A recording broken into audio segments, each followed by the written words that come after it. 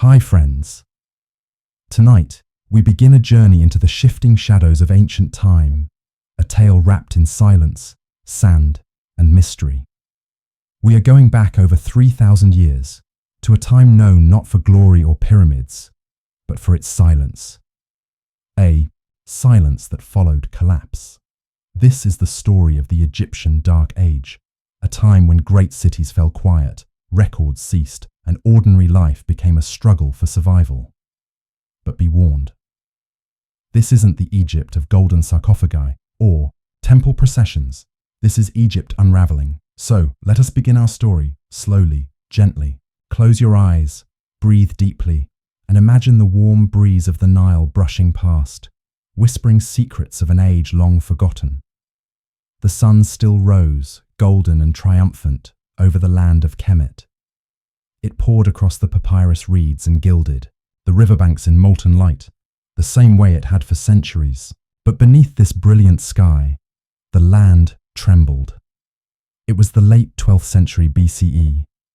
The great dynasties that had once ruled Egypt with divine might, Thutmose, Amenhotep, Ramesses, had begun to crumble like sun-dried mud brick. Across the Near East, the world was unmaking itself. The Hittite Empire to the north vanished in a whisper. Cities from Troy to Ugarit burned. Trade routes snapped like old ropes. The chariot warriors of old, clad in bronze and pride, found themselves stranded in a world that no longer obeyed the old rules. For Egypt, it began quietly. It began with a harvest slightly less plentiful than the year before, with a priest noticing that fewer pilgrims came to the temple, with a caravan that failed to return. You wouldn't survive this world, not because you were weak, but because you were born into order, into convenience, into a world where, if your lamp goes dark, you have but to flick a switch. But here, in the Egyptian Dark Age, every flicker of flame is a matter of life or death. Imagine waking in a cramped mud brick home, its walls sweating with the dawn heat.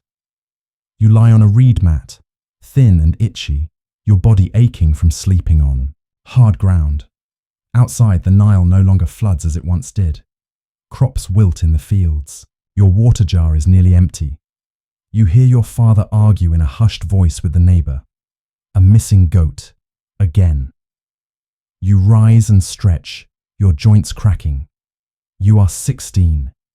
Your world has never known peace, only tension.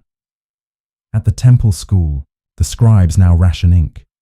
Parchment is scarce. The priesthood has grown gaunt and offerings lie in meager bowls. The gods, they say, have grown silent. But it is not just the gods. The land itself, once orderly and rhythmic, has fallen into uncertainty. Once the inundation, the annual flooding of the Nile, was as sure as the stars. It came every year, bringing silt and life. But now, the river is temperamental. Some years it rises barely at all. Other years it swallows whole villages. Your belly gnaws with hunger. You recall when grain came in baskets, warm and plentiful. Now, even the temple granaries are under lock and guard. Your mother tells you stories of the time before, when fish were abundant, when meat sizzled on fires during feasts. But to you, these are not memories. They are dreams, spoken in a voice that trembles with longing. You would not survive, my friend, because there is no margin here, no space for error. A single infected wound can claim your life. A spoiled grain jar can bring fever. You must carry water for miles, dodge thieves and jackals, and pray each night that no raiders come. And oh, the raiders! From the sea they came, bearded, bronze-wielding, brutal, the sea peoples, they were called. No one knew their true names, not even the scribes. They struck like storms, leaving only ash in their wake. Once, Egypt drove them back, under the mighty Ramesses III. But even his victory was hollow. It drained the coffers. It left Egypt weakened, breathless. You would not know when they might return. One night, as you lie under the stars, the earth shivers with the distant sound of hooves. Not horses, no. oxen dragging broken carts. Refugees from the north. They bring stories, burned cities, slain kings, famine. They speak in tongues you don't understand. Your village grows uneasy. You hear whispers of people vanishing, of women stolen in the dark, of children who never come home from the river. The old world is dying. You live among its bones, and yet there is still beauty. In the stillness of dawn, the river does gleam with a quiet promise. The ibis wades in the shallows, elegant and unbothered. The air carries the scent of lotuses, faint but sweet. A scribe still chants hymns to Ra, his voice cracked but firm. A mother still sings to her child as she braids her hair. Life continues, fragile but stubborn. You might think you could bring something, modern knowledge, perhaps, or technology. But here, in the shadow of collapse, there is no infrastructure to support you, no tools to build your comforts, no audience for your science. What matters here is grain, water, safety, loyalty, silence. The world has shrunk to a narrow corridor between river and desert. Beyond lies madness, bandits, broken cities, forgotten gods. The desert creeps closer each season. Sand swallows, old roads. Statues lie toppled, their names no longer spoken. And so we end our first evening together here, at the edge of this crumbling world. As the stars wheel overhead and the last jackal's cry echoes across the dunes, know this: the Egyptian Dark Age was not merely a time of loss, but of transformation. Those who survived were not the strongest, nor the most learned, but the most adaptable. The quiet, the cunning, the compassionate. Next time, we will journey into the life of a temple scribe, a man who writes even as the world forgets how to read. But for now, rest. Let the sands of time settle around you. Let your breath follow the rhythm of the Nile and sleep well. The morning mist still clings to the river's edge as we return to Egypt. Not the Egypt of golden thrones, but one of cracked sandals and uncertain tomorrows. In this second chapter, we drift gently into the quiet world of a temple scribe, a man caught between duty and disappearance, recording prayers for gods who no longer answer. Let us walk softly through the colonnades of a fading temple, where each footstep echoes louder than the next. The columns are chipped. Paint has flaked from the walls. The scent of incense is faint now, faint and precious. The scribe's name is Nebnefer.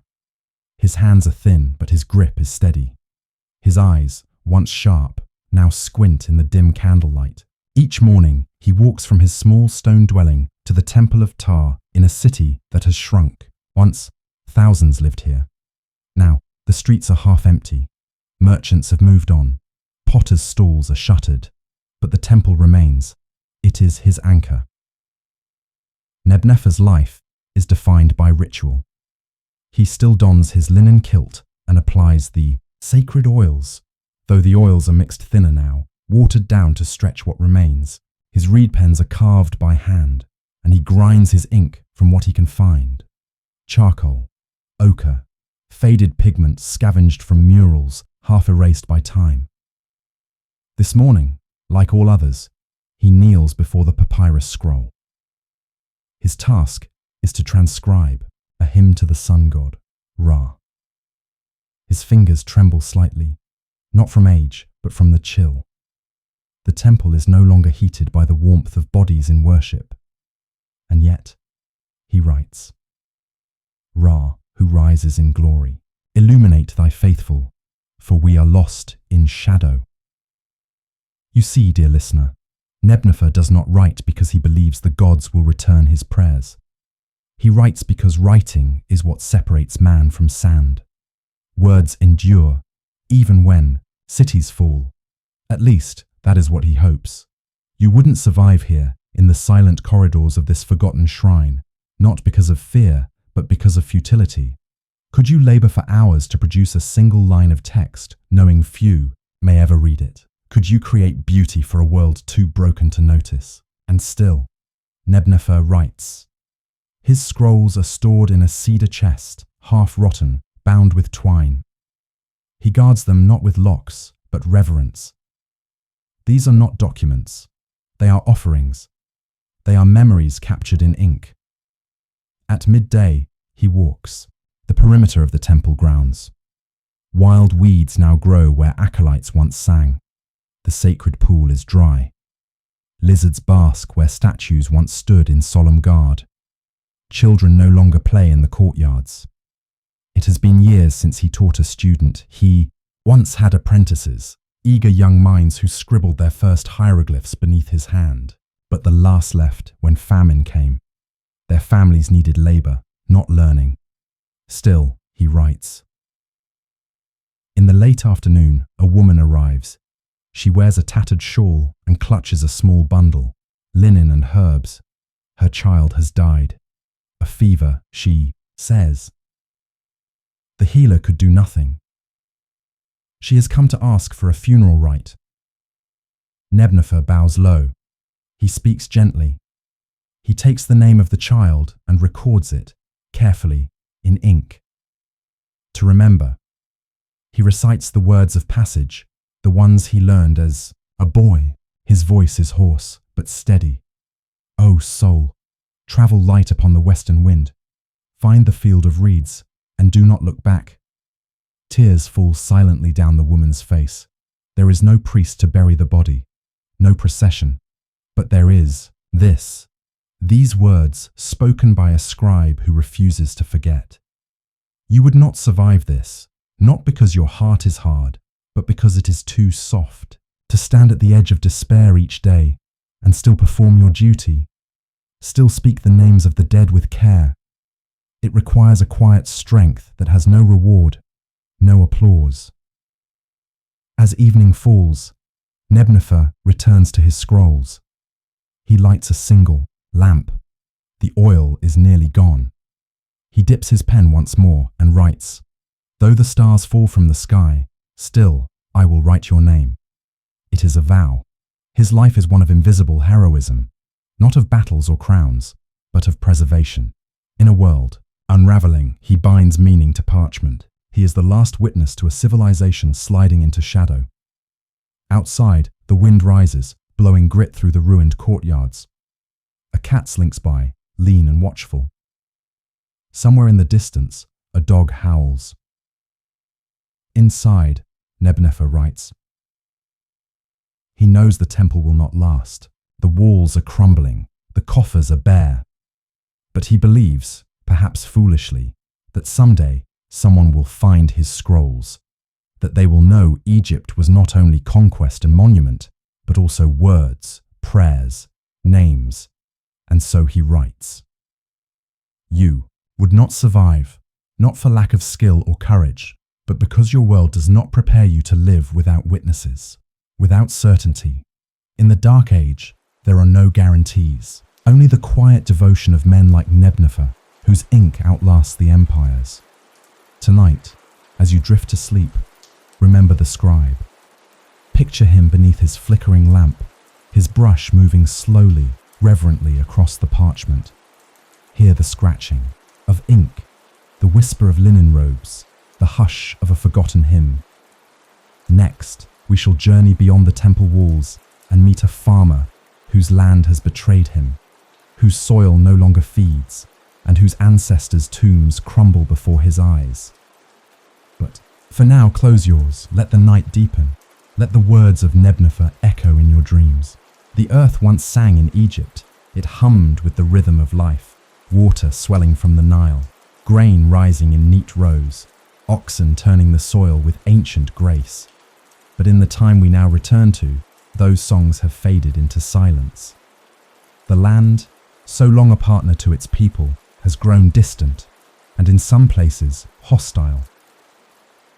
Tonight, we rise with the dawn mist, drifting slowly toward the village of Per Mejed, a name already half lost to time. Here, nestled between what once were fertile fields, lives a farmer named Hapu. He is neither young nor old, but age comes quickly in the dust. His hands are rough, his spine bent from years bowed to a land that no longer bows in return. This morning, as the first light stretches across the flat horizon, Hapu steps into his sandals, ties his belt, and walks the dry ridges of his field. His face is unreadable, etched with sun and memory. The earth beneath him is cracked, flaking like the skin of an old man. The Nile did not flood last season, nor the one before that. He does not curse. He simply stares. Beside him, his son Setep carries a worn hoe. The boy is thin, almost too thin, with sunken eyes that carry the knowledge of hunger. He does not speak as they work, chipping at dry clods of earth. Dust rises with each motion, mocking, weightless, dead. You would not survive this place, not because you lack endurance, but because you've never had to plead with soil, to watch it turn against you after generations of trust. In your world, food arrives wrapped, boxed, stored. In Hapu's world, food is a gamble, and lately, the dice never land in his favor. Once he owned goats, chickens, even a cow, but famine forced trade, then theft, then loss. The cow went first, exchanged for grain that barely fed them 2 months. The goats were taken in the night. The chickens died in the drought. Now his home is quieter than it should be. No bleats, no clucks, only silence and the shuffle of bare feet on hard-packed ground. Inside their one-room home, his wife Tia kneels by the cooking pit. The pot is nearly empty. She adds more water to stretch what remains. Onions, a few crushed lentils, a withered clove of garlic. The fire is weak, fed with old straw and twigs. Smoke curls lazily into the air, clinging to everything with its bitter scent. Once, this home was filled with laughter. Now, it is filled with waiting. That afternoon, a dust storm begins to rise. Hapu and Setep retreat, covering their faces with linen. The wind howls low and cruel. Sand invades every crevice. Eyes, ears, mouth, the roof trembles. Tia seals the shutter, and they huddle inside as the world turns ochre and blind. You wouldn't survive, not because you're weak, but because your strength is not made for stillness. For days when you can do nothing but wait, trapped between dust and despair. Here, patience is not a virtue, it's a necessity.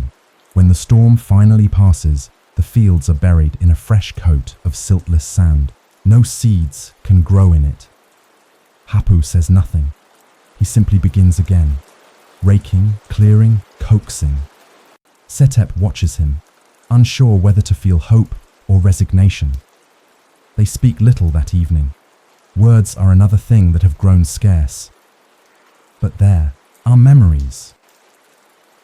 Hapu remembers faintly the time before, when the grain rose waist high, when neighbors helped one another raise walls, dig wells, share festivals. He remembers music, flutes and drums echoing through the fields. He remembers the sound of his wife's laughter, young and clear, before it grew quiet beneath the weight of survival. Now, people are wary of each other. Theft is common. Trust is costly. Starving men do desperate things, and yet, he does not leave. Why? Because the land still holds the bones of his fathers. The tombs, modest and worn, rest beyond the fields. Cracked stones, barely legible names. But they are there. His lineage, his tether. You might think, in your world, that it is foolish to remain where there is no food. But here, moving is dangerous. The roads are haunted by bandits. Cities reject wanderers. And hope is a fragile thing. It cannot be carried far. At night, Hapu walks to the edge of his land. He kneels, as he has every night for years, and presses his palm to the earth. He murmurs to it, not words exactly, but sound. A kind of plea, a whisper. He still believes deep down that the land is sleeping, not dying, that it will return to him if he is faithful. You would not survive, not because you lack faith, but because your faith has never had to go unanswered for so long. The stars above shimmer in the dry sky. The wind has quieted. Setep sleeps curled beside his mother. Hapu watches them, his silhouette framed by the open doorway. He has nothing left to trade, no beasts to plough, but he has not abandoned the land. Not yet. And so we leave him there for now, this man of dust and devotion, tilling silence, planting prayers, harvesting patience. Next, we will travel further south, along the Nile, to a settlement by the cliffside, where a young woman tends to the dead, preparing them for a journey that fewer and fewer believe in. But until then, drift softly. Let your thoughts settle like silt beneath the water. Let the earth sleep beneath your dreams. The desert wind whispers tonight, tracing ancient paths along the cliffs near Akhmin, where the Nile narrows and the rock rises in sun-bleached defiance. Here, carved into limestone, lie tombs from an age that once promised eternity. And here, even in a time when the world teeters toward forgetting, a young woman keeps memory alive with delicate hands and a heart both tender and unyielding. Her name is Nanufa. By birth, she was meant to weave linen, like her mother and grandmother. But the world has changed, and so has she. Now she walks among the dead, an apprentice embalmer and mourner, trained in rites that fewer choose to observe, and even fewer can afford. Each morning, she descends the stone steps of the cliff tombs with a woven basket balanced on her hip. Inside are oils, resins, sacred salts, and small offerings. They are not the rich tools of the golden dynasties. These are humble. Myrrh thinned with goat tallow, natron mixed with sand. Still, they serve. Today, she prepares the body of a man named Menui, a merchant once, proud and polished, who lost everything in a raid on the river road. His family scraped together enough to grant him a burial, but barely. There will be no gold, no carved sarcophagus, only a linen shroud and a prayer. You would not survive here, not because you lack skill, but because you have never learned to live among ghosts. Nanufa has. She walks easily between life and death, speaking softly to both. She does not flinch at the sight of decay, nor the weight of grief. Her world is filled with loss, and she carries it, not as a burden, but as a duty. As she works, she hums an old tune. It was taught to her by the high priestess before the temple closed, before famine and fear scattered the acolytes like dust in the wind. The melody is simple, a lullaby for the soul. Walk gently, spirit, through the gate of stars. Your name shall echo where the lotus blooms. Her hands move with reverence. She washes the body with Nile water warmed in a clay bowl. She anoints the brow with unguent. She stuffs the mouth with dried mint leaves, not traditional, but fragrant. Her fingers braid the linen with care, not speed. Outside, the cliffs glow red in the setting sun. Ibises wheel in the sky. Below, the town stirs with evening voices, quiet, wary. Everyone knows someone who has died this month. Nanufa finishes her work just as the stars begin to prick the sky. She stands, her back sore, and bows to the wrapped form before her. Menui, she says, you are not forgotten. And in that simple act, he is not. You see, survival here is not just about breath and bread. It is about meaning. The people of this time, though starved and scattered, still believe in the journey beyond. It is one of the last things they can cling to. And Nanufa, with her gentle labour, keeps that belief alive. You might wonder why she bothers. Why waste rare herbs? Why sing to the dead? But in her world, the dead outnumber the living. And without memory, what are the living at all? She walks home by starlight, clutching her empty basket. Her sandals flap softly against the sand. In her mind, she counts the names of those she has buried this year, 42. She remembers each face, each story, even if the tombs are unmarked. Her home is small, near the base of the cliffs, shaded by an old sycamore tree. Inside, her younger brother Jem sits near the hearth, sorting lentils from small stones. He looks up as she enters.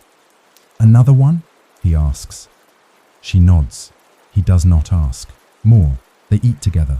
Flatbread, a bit of honey, and dried fish. It is a meal many would envy in these lean times.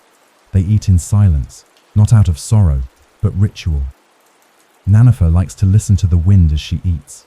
It sounds to her like the voices of those she has helped pass on. Afterward, she lights a small oil lamp and unrolls a faded scroll, a book of the dead, given to her by the last priest she served under. Its edges are torn. The ink is faint, but the spells are there, sacred and steady. She recites one aloud. May your heart not betray you in the hall of judgment. May your feet find the fields of peace. May your name never fade. She speaks these words for Menui. You would not survive, dear listener, because you might try to forget. You might turn away from death in hopes of finding comfort in denial. But Nanifer knows better. She has learned that peace comes not from escape, but from respect, from carrying the weight of loss with open hands, not clenched fists. In the quiet of the night, she walks once more to the edge of the cliff. Below, the river gleams. Its waters carry ashes, dreams, stories. She gazes out and sees torches flickering in distant homes, small lights against a vast darkness. She is one of those lights, not bright, but steady. And so we leave her here. For now, this keeper of sacred silence, this mourner, whose voice preserves dignity in a world that forgets too easily. She does not seek glory, only memory. Next, we shall travel northward, where a crumbling fortress houses a soldier who no longer believes in war, but must wield his spear all the same. But for now, sleep. Let the river carry your worries downstream. Let Nanufer's prayers keep you safe tonight. The wind has changed direction tonight, carrying with it the faint scent of dust, sweat, and something sharper. Fear. We follow its path northward, toward the sun-scorched edges of the Egyptian frontier, where the once proud fortress of Janet stands hunched and hollow, like a lion grown too old to roar, and within it, beneath a thatched awning of splintered wood and frayed rope, sits a soldier named Pacer. He does not polish his armor anymore. There is little point. The leather is cracked, the bronze dulled beyond gleam. His spear, though, remains sharp. He sharpens it every day, out of habit more than hope. You see, Pacer is one of the last of the garrison, a remnant of an army that no longer has a banner to rally beneath. The pharaoh's court in Pyrameses still claims dominion over these lands, but the messengers have stopped coming. No orders, no pay, only silence. Yet Pacer stays, because he remembers what it was like when the fortress was full, when drums echoed off the stone, when warriors marched at dawn, their shields catching the first light. He remembers feasts after victories, prayers offered to Montu, the god of war. He remembers believing in a purpose. Now, there is only the desert. You would not survive here, not because you lack bravery, but because your courage is used to applause. Pacer receives none. No cheers, no medals, only a watchful quiet, and the pressure of eyes unseen in the hills beyond.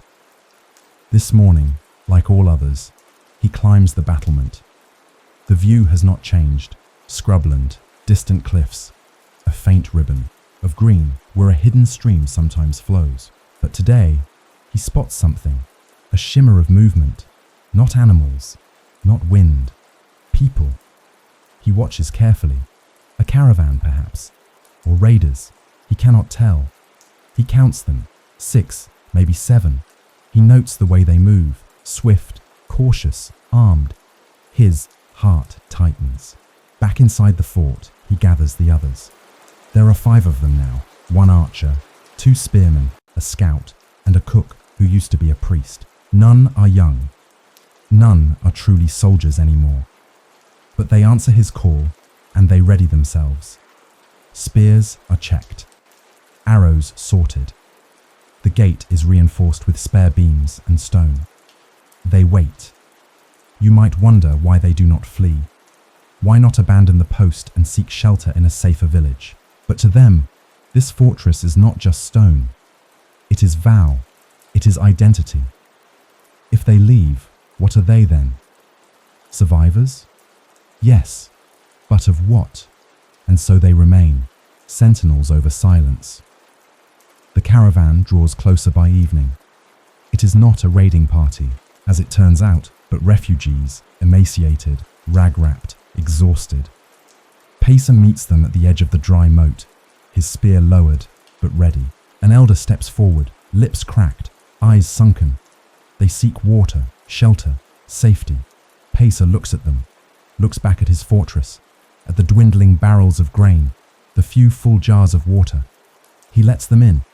You would not survive, not because you lack kindness, but because you do not know how to share what little you have without certainty it will return. In this time, generosity is a gamble, but Pacer wagers his rations on humanity. That night, the newcomers sleep in the courtyard. The cook brews a thin porridge from the last of the millet. The archer keeps watch from the tower. Pacer, sleepless, walks the perimeter again and again. In the stillness, he hears a voice, soft, hoarse. It is a child, maybe 10 years old, sitting near the well. "Are you the king of this place?" she asks. Pacer laughs softly. "No, child, only its shadow. But you have a spear." "I do." "Then, you must be the one who protects it." He does not answer, because what he protects is already fading. Walls giving way to time, laws forgotten, borders blurred. And yet, he sharpens his spear. He stands tall, because someone must. At dawn, the refugees prepare to leave. Pacer offers them a small flask of water and a sack of dried lentils. "The path south is safer," he tells them. "Follow the river when you find it. Do not stray from the reeds." The elder bows low. "May the gods remember your name."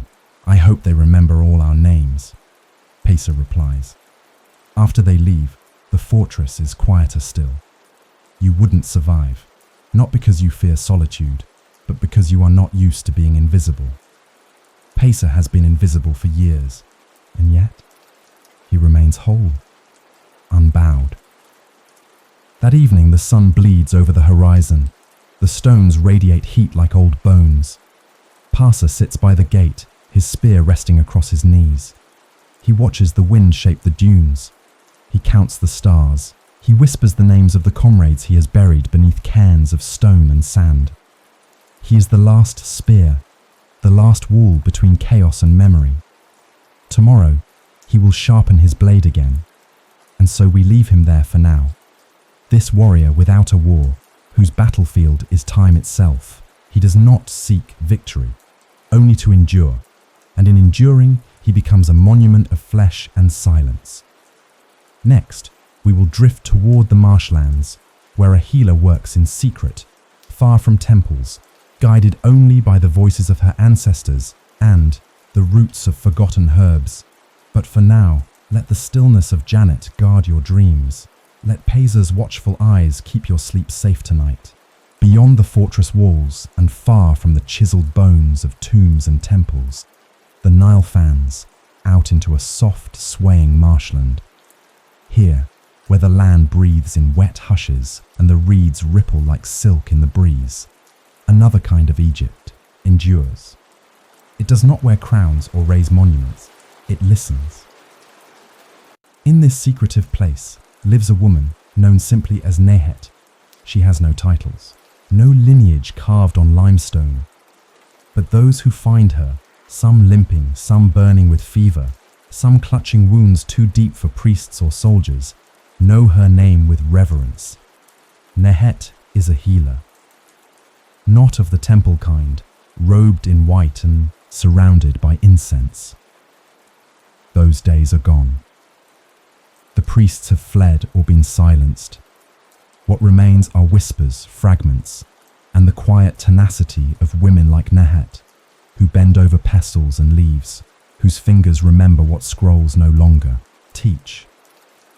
She was once an acolyte in the House of Life at Heliopolis, a promising herbalist under the guidance of the priestess Tamari. But when droughts came and temple granaries were ransacked by mobs of starving men, Nehet fled southward, guided by instinct, memory, and the murmur of reeds. Now, She lives in a small reed hut half sunken into the marsh, its roof woven with lily pads, its walls scented with river mint and tamarisk. Here, she grinds roots by moonlight. She sings to the water. She speaks to the wind, as if it were kin. This morning, she rises before the ibis call. Her basket is ready. She wades barefoot into the shallows, skirts hitched above her knees. Her fingers drift through the surface like a whisper, seeking familiar stems, marshmallow root, blue lotus, and a creeping vine that numbs pain when boiled. You would not survive here, not because you lack intelligence, but because you have forgotten how to observe. In your world, healing is sterile and swift. In Nehet's world, it is patient and personal. It requires knowing how plants speak, not in words, but in patterns, colors, textures. She finds a patch of fever bark and smiles, a good sign. By midday, her first visitor arrives, a man clutching a bloodied cloth to his side. He is quiet, afraid. Raiders attacked his boat. He escaped with little more than his life and a deep gash along his ribs. Nehet does not ask questions. She gestures for him to sit. She boils water, crushes fenugreek, and cleans the wound with salt and marsh mint. He winces, but she hums gently, a lullaby learned in childhood. Her hands move with grace. Her voice is low, rhythmic. The pain recedes. You would not survive, not because your medicine is lacking, but because you might forget the power of touch, of song, of presence. Nehet's healing is not only herb and poultice, it is time, it is listening. When the man sleeps, she writes in a small ledger, a scrap of linen inked with charcoal. She notes the wound, the remedy, the patient's name. No one sees her ledger but her. It is a growing tapestry of survival. Later, a girl is brought by her mother. The child coughs with every breath, thin and pale. Nehet touches her forehead, checks her tongue, listens to her chest, with her ear pressed close. She smells mold in the breath, a sign of sickness in the lungs. She boils honey and thyme. She rubs the girl's chest with warmed oil. She burns herbs to clear the air. That night, the child sleeps soundly for the first time in weeks. The mother weeps. Nehet holds her hand, says nothing. She does not need payment. The marsh provides. You would not survive, not because your science fails you, but because you have never had to heal in hiding. Nehet's work is not always safe. There are those who call her a witch. Others say she meddles with forbidden gods. Still, she persists, because someone must. At dusk, she lights a clay lamp and unrolls an old strip of papyrus. It is tattered, nearly blank, but one line remains clear, a prayer from her days in the temple. Let the hands of Isis guide me. Let my touch be balm. Let no soul suffer alone. She recites it quietly as she prepares her salves for the next day. Outside, frogs sing. The air is thick with warmth and damp perfume. Fireflies flicker like distant stars. Nehet closes her eyes and listens, not for danger, but for balance. The marsh speaks. She hears it. You wouldn't survive, not because you aren't strong, but because this strength is different. It is the strength of waiting, of faith without reward.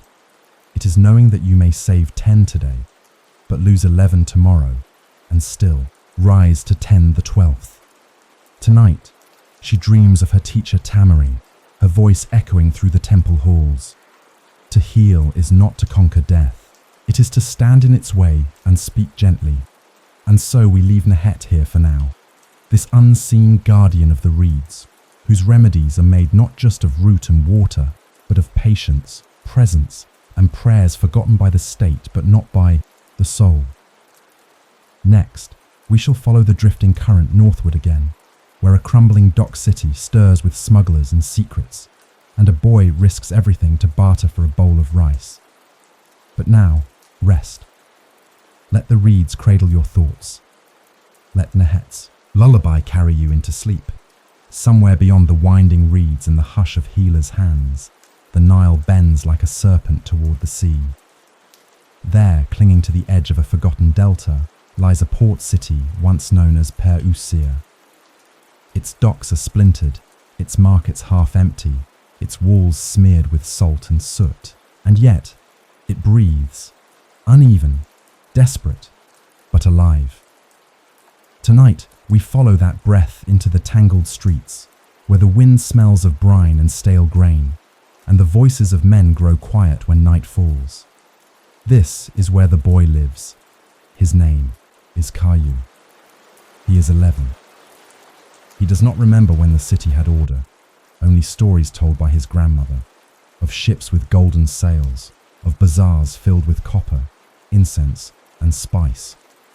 He only knows the version that exists now, a maze of shuttered homes, crumbling towers, and shadows that move when you're not looking. By day, Caillou scavenges. By night, he waits.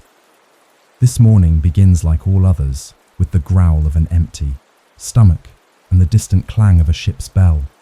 He rises from a nest of rags tucked between two broken amphorae behind a burned-out bakery. His sandals are mismatched. His tunic is threadbare, but his eyes are sharp, and he knows where to look. You would not survive here, not because you lack resourcefulness, but because your world never required you to fight for food with words, speed, and silence. Caillou's world is one of scraps, of deals struck in glances, of knowing who to avoid and when to vanish. He slips into the back alleys. The baker's apprentice, a boy only slightly older, drops a crust too close to the bin. Caillou is faster than the rats. He snatches the bread and is gone before a voice can curse him. At the broken harbour, ships still come, but they no longer fly the banners of the pharaoh. They bear no sigils, no standards, only tarred hulls and cold-eyed captains, smugglers, traders in salt, fish, flesh, and rumour. Caillou watches them from behind a crate. He knows their names, or at least the ones they give. There is Nahor, the half-blind Nubian who trades goat cheese for silk. Tios, who brings jars of honey and demands firewood. But today, a new ship has arrived. Smaller, faster, painted black. Its sailors are quiet, tense. Caillou senses danger, and yet hunger pulls him closer. You would not survive here, not because you're not clever, but because cleverness without caution here is fatal. Caillou has learned when to step forward, and when to stay still. He sees a barrel dropped near the dock, left unattended. It smells faintly of rice, a rare thing these days. His heart thunders. He creeps forward, one eye on the guards. Closer. He reaches for the lid. Just a handful, he tells himself. Just enough for tonight. But a voice growls behind him. A hand grabs his shoulder. It is not a sailor. It is a city enforcer, one of the self-made wardens who claim to keep order in this lawless edge. They answer to no crown, only coin. The man lifts Caillou by the tunic and snarls, "Thief, are you?" Caillou doesn't speak. Words won't help him now, but just as the enforcer lifts his fist, another voice cuts through the haze.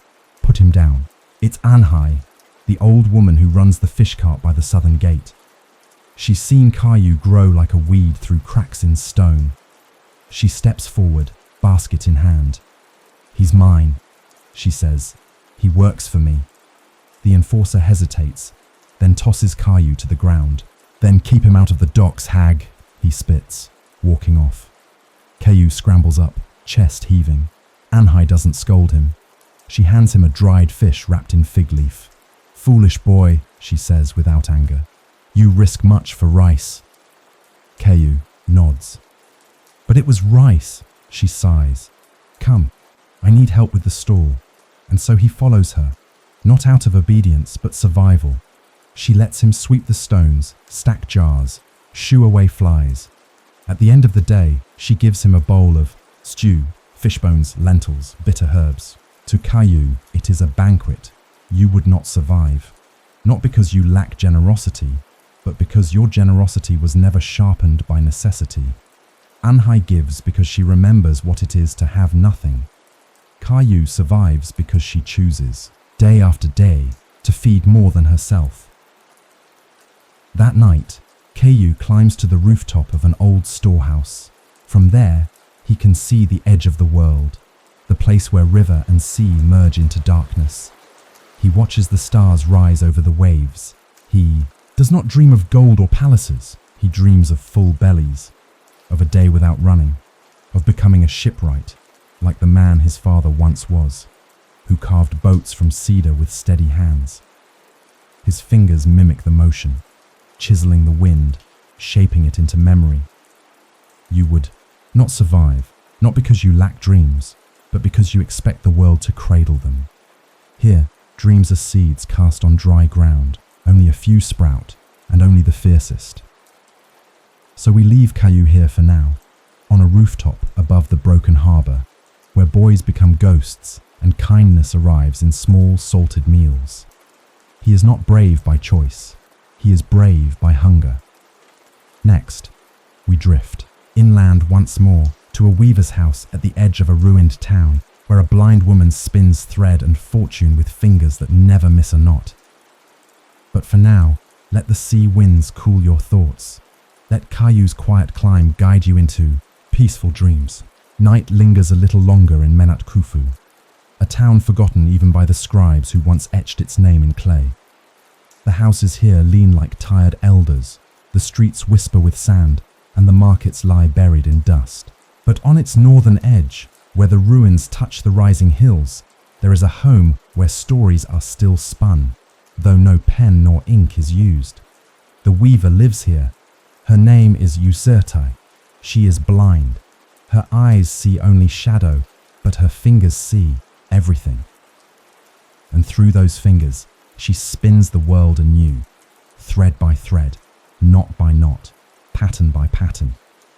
Her loom is a thing of wood and age, strung with fibre so fine it hums in the breeze. It stands in the centre of her clay-walled dwelling, beside bowls of dyed yarn and reeds soaked for strength. Each morning, Userti listens. She listens to the crackle of distant fires, to the buzz of flies over the old wells, to the crows cawing from broken rooftops. She knows the world not by sight, but by sound. And when the world grows still, she knows danger is near. Today, she begins weaving at dawn. She does not weave to sell. The traders no longer pass through Menat Khufu.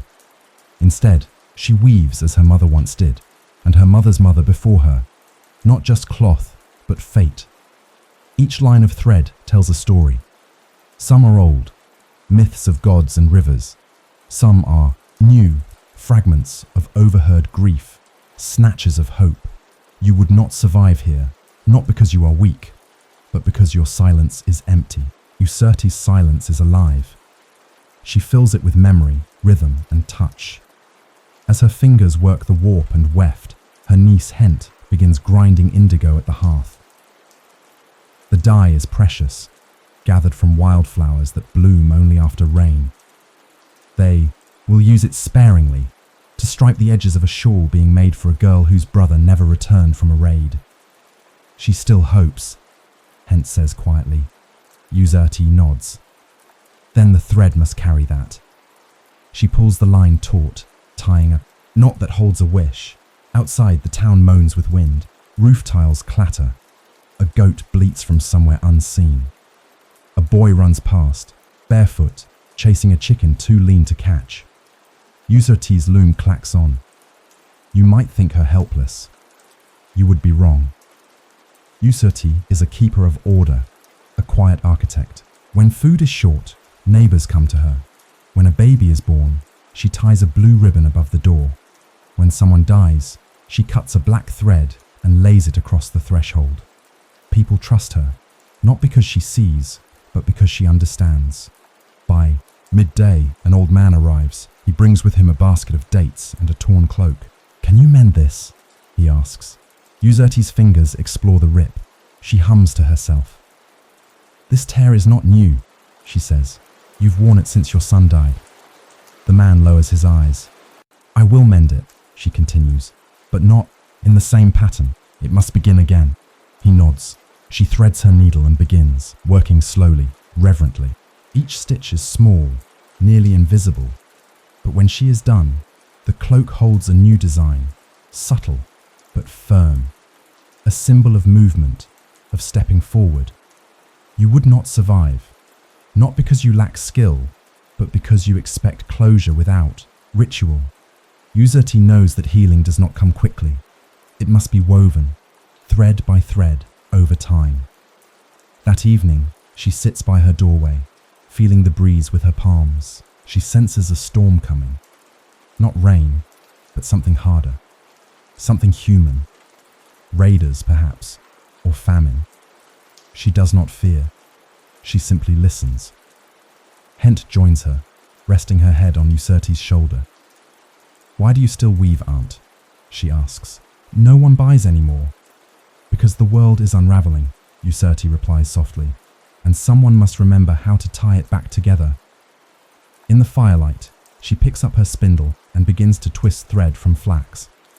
Her fingers move, by memory alone, each twist a breath, each turn a thought. She spins until the moon rises. You would not survive, not because you lack hands or eyes, but because you've forgotten how to trust in what you cannot see. Yuzurti's world is not dark, it is profound. It is full of feeling, of sensing, of waiting. When she finally sleeps, she does so beside her loom. The shawl is finished. It carries blue at the border, soft green at the center, and one line of deep red hidden within. For strength. Tomorrow, she will gift it to the girl, not as payment, as remembrance. And so we leave Yuzurti here for now. This weaver of silence and fate, whose blindness is not lack, but legacy. She is what holds the town together, even as its walls crumble. Next, we shall descend into the catacombs of a crumbling necropolis, where a lone grave robber searches not for gold, but for something even rarer in these times, truth. But for now, hush. Let the loom of sleep draw threads across your mind. Let Yuzurti's touch keep your dreams from fraying. The stars are high and sharp above the Valley of Silence, a name given not by priests, but by those who fear what sleeps beneath it. This was once a necropolis, a city for the dead. Now, it is neither city nor tomb, but a graveyard of memory, plundered, broken, forgotten. And within this cracked earth moves a man whose name few know. He calls himself Nebka, but that was not always his name. Once, he was a temple scholar, trained to read the stars and the spells of the underworld. But the temples fell, the schools dissolved, and the libraries burned. Now he lives in the shadow of ruins, crawling through shafts built for kings and queens, speaking to no one but the dead. Tonight, he enters a narrow opening beneath the cliff face, where the sand has recently shifted to reveal a sealed doorway. Its lintel is cracked, but still carries the faint impression of hieroglyphs. Beloved of Ma'at, keeper of balance. He whispers the phrase to himself. You would not survive here, not because you lack courage, but because you have never been taught reverence for bones. Nebka does not fear the dead. He listens to them. He believes they speak, not in words, but in absence, in the way a chamber sighs, the way dust settles, the way silence deepens. He lights a tallow lamp and lowers himself into the darkness. The fee shaft is steep and narrow. The rope creaks beneath his weight. Stones clatter below. The air smells of earth and old breath. When his feet touch ground, he kneels, offering a brief chant of protection, not to ward off spirits, but to assure them he means no harm. He moves slowly, not with greed, but with purpose. Nebka does not rob graves for gold. He robs them for knowledge. Fragments, pieces, shards of what once was. He gathers pottery slivers, crumbling amulets, a bit of painted plaster, with a name nearly erased by moisture. He holds it up to the lamp. Neferusera, he murmurs. The name lives again. You would not survive, not because your tools are unfit, but because your intentions are too loud. Nebka walks like water, seeping through cracks, unnoticed. He knows how to breathe shallowly, how to touch nothing until it has spoken its story. Further in, he finds a burial chamber. It has been opened before, by cruder hands. The sarcophagus lies splintered, bones scattered. But in the corner, half buried in dust, is a bundle wrapped in linen. Carefully, he uncovers it. A scroll, its edges flake, but the ink is still visible. Faded black, the shape of ritual words. He reads in silence. It is a hymn to Ma'at, goddess of truth and balance. A plea to keep chaos at bay. He does not steal it. He copies what he can onto a scrap of leather, then rewraps the scroll and hides it again. You see, Nebka believes the dead are keepers of secrets, and not all secrets are meant to be stolen. Some must be protected, even in a world that no longer cares for the old gods. He returns to the surface just before dawn, his bag filled with tokens, not riches, but memory. As he climbs from the shaft, the sun's first light spills over the valley, revealing broken pillars and half-swallowed statues.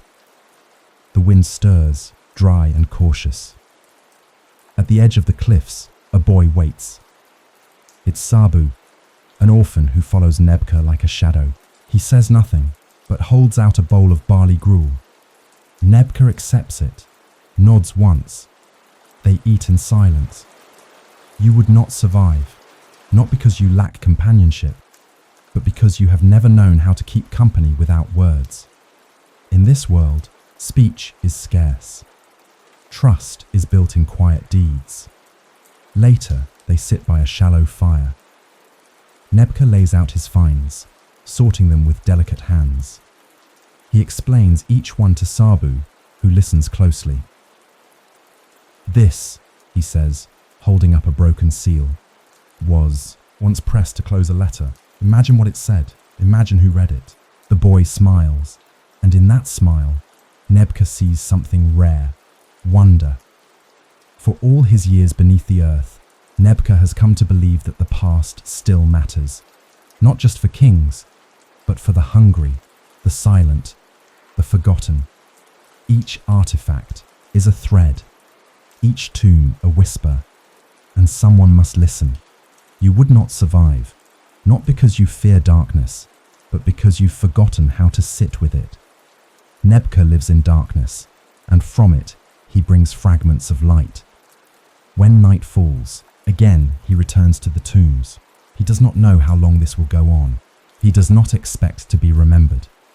But tonight, he will kneel before a painted wall and read aloud a hymn to a forgotten goddess. And that is enough. So we leave Nebka here for now, this whisperer of the tombs, who finds meaning not in treasure, but in traces. He is not a thief. He is a mourner, a chronicler, a seeker. Next, we will follow a trail of smoke into the desert, where a lone potter sings to the clay and bakes hope into vessels too fragile for war. But now, sleep. Let the earth hold you. Let the tombs rest easy beneath your dreams. The desert is wide and ancient, and though the sun still rules its skies, its winds now carry ash and memory more often than laughter. In the heart of a dry basin, miles from any map or marked road, sits a kiln, fashioned from cracked bricks and stubborn dreams. Here lives a potter named Bak. He is neither young nor old, but bears the weight of both. His hands are thick with scars, his nails edged in red clay. His eyes have not seen wealth, nor have they ever yearned for it. They seek only form, shape, balance. This morning, as the horizon burns gold, Bak kneels before his wheel. The sun has not yet risen above the ridgeline, and the air is cool, almost kind. He wets his fingers and touches the mound of clay with a familiarity that borders on love. Around him are vessels, some smooth and perfect, others warped by fire or cracked by wind. Each one is a story, a test, a gift. You would not survive here, not because you are unused to solitude, but because you do not yet know how to speak to silence. Bak does. He has lived alone since the Red Spring, when the town of Rakafet was swallowed by famine, and those who remained fled to the river. But Bak stayed. The kiln needed him. Or perhaps he needed the kiln. Today he works on water jars, large, sturdy, with a narrow neck and a curve like the swell of a song. These jars are not for decoration. They are for carrying life across on land that forgets how to give it. His wheel spins with a creaking hum. The clay yields, trembles, rises. He sings softly as he shapes it. Come forth from dust, O vessel mine.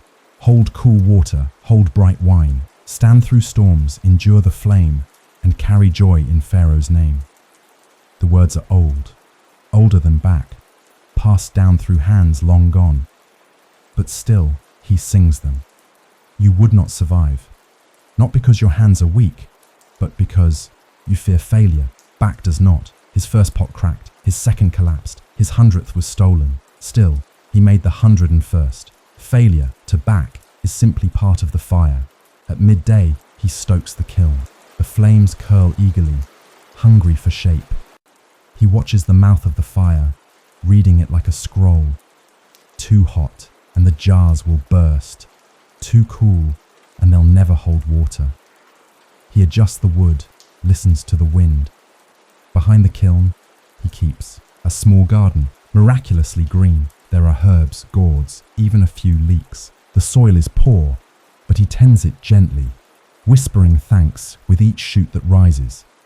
You would not survive, not because you lack tools, but because you have never had to create beauty from necessity. Bak's garden is not luxury. It is resilience, made manifest. Later, a woman arrives with a mule. Her name is Dedi. She comes from a hamlet 2 days north. She carries dried figs, salt, and a bag of barley. She asks for bowls, 6 of them. Bak nods. He does not speak much. His voice is coarse from years of kiln smoke, but he smiles as he leads her to the newest batch. She selects her bowls. He inspects her grain, a fair trade. Before she leaves, she asks, "Why do you stay here, Bak? The desert has no kindness left." He gestures to the kiln, to the garden, to the rows of imperfect pots. "These are my people now," he rasps. She doesn't laugh, she only nods. That night, Bak eats by firelight. Lentil stew with dried thyme, a flat cake of barley. He drinks from one of his own cups, etched with a line he carved for no one but himself. "I drank the stars and did not burn." He stares into the flames. You would not survive, not because you lack fire, but because you have never had to be your own hearth. Bak is both warmth and guardian, provider and pilgrim. He walks in ashes and still dares to create. In the cool of midnight, he inspects the jars. One has cracked. He sets it aside with a nod. 3 others are flawless. He marks them with a symbol, a reed, curved and bent. His signature, his mark of life. Before he sleeps, he sits beside the cracked pot. He places a candle within it and watches the light spill through the fracture. "Even broken things can carry light," he whispers. "And so we leave Bak here for now. This potter of flame and form, whose wheel spins through famine, and whose kiln sings against the silence." He does not seek fame, only function, only form that holds. Next, we will follow the flickering trail of dancers and musicians who wander from village to village, trying to remind the weary what it means to feel joy, even for a moment. But for now, rest. Let the wheel of the world turn slowly beneath your breath. Let Bak's fire keep your dreams warm tonight. In a world grown quiet with famine and fear, music becomes both memory and resistance. And on the roads between broken towns and half-dead villages, where the air is dry and the face is grim, the last dancers move like ghosts bearing flame. They call themselves the Eset Circle. 5 souls with flutes, drums, ribbons and sandals worn thin by the miles. They do not belong to any one place. They travel where they are needed or where they are tolerated. Some call them foolish, others call them dangerous. But wherever they arrive, heads turn, eyes widen, and, for a few moments, people remember how to breathe. Tonight, they camp outside the walls of what remains of Heracleopolis, their fire flickering, low, their stomachs half empty, their limbs aching from the road. But their hearts are full. Their leader is a woman named Yui. Her voice is low and husky, her feet bare and calloused, her hands scarred from tambourine edges and reed string strain. She was once a temple dancer, trained in the sacred halls of Hatha's shrine. But the temple fell to looters, and the altars were burned.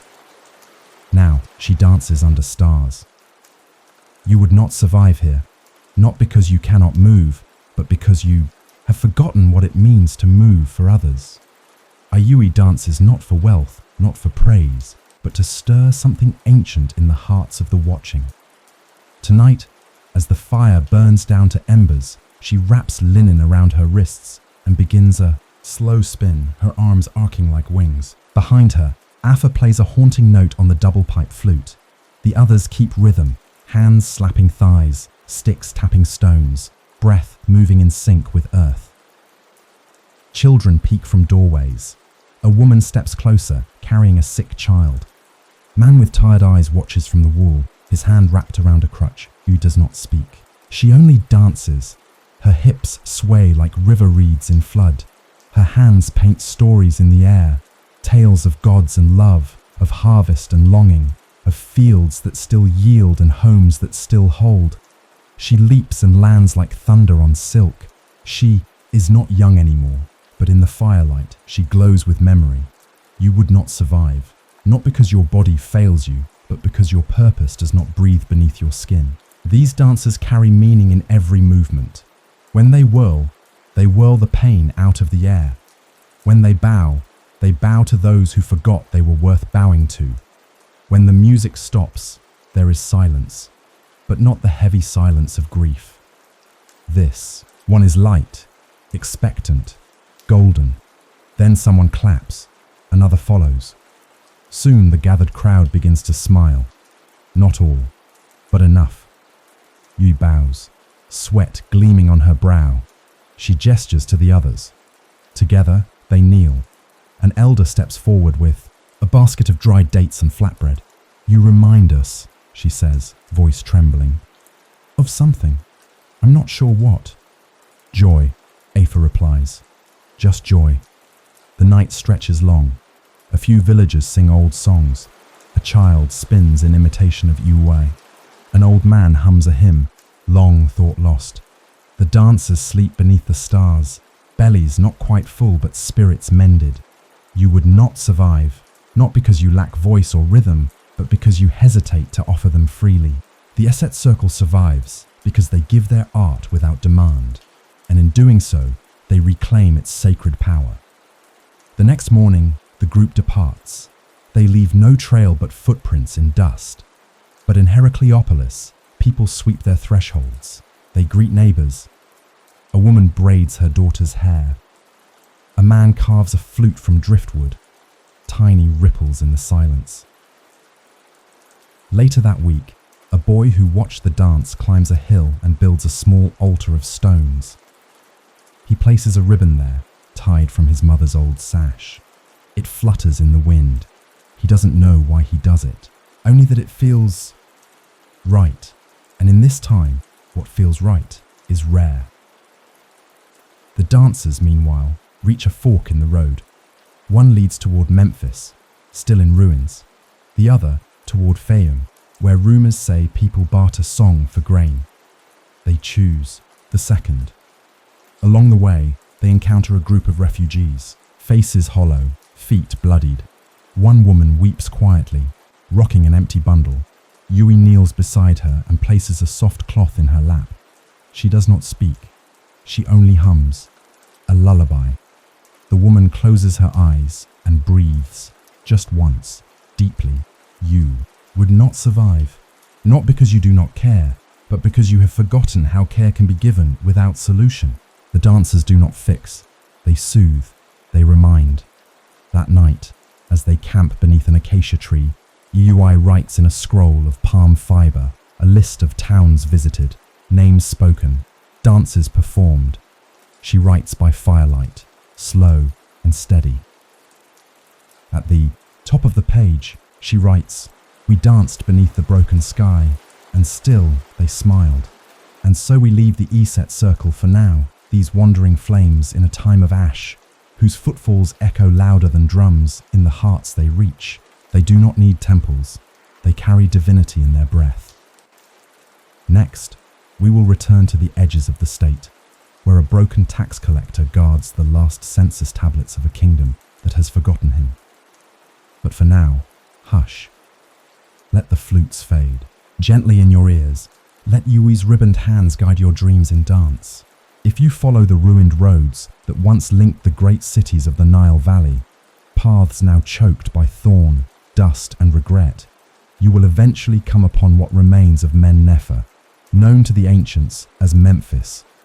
Once the capital of all Egypt, it now lies broken beneath time and theft, its palaces stripped, its statues headless, its once mighty columns feeding the firewood piles of scavengers. And among these sun-baked ruins, in a crumbling office annex swallowed by fig trees and wild dogs, a man still counts. His name is Renzi. Once a tax collector under the court of Pharaoh Meneptah, he was a man of ledgers and laws, of measures and weight, of coins that clinked with imperial authority. Now, those coins mean little, and yet, he still writes. Each morning, Renzi wakes at the sound of crows and the cracking of old stone in the heat. He rises from a mat of woven reed, dons his torn robe of state, which he mended himself with thread pulled from a curtain, and steps into the shade of his half-roofed chamber. The walls are black with soot, the floor is layered with sand. But in the corner still stands his desk, tilted, chipped, beloved. You would not survive here. Not because you cannot do math or record lines, but because you need purpose to be recognized by others. Renzi needs no recognition. His duty is self-born now, a flame that flickers not from fear or favor, but from faith.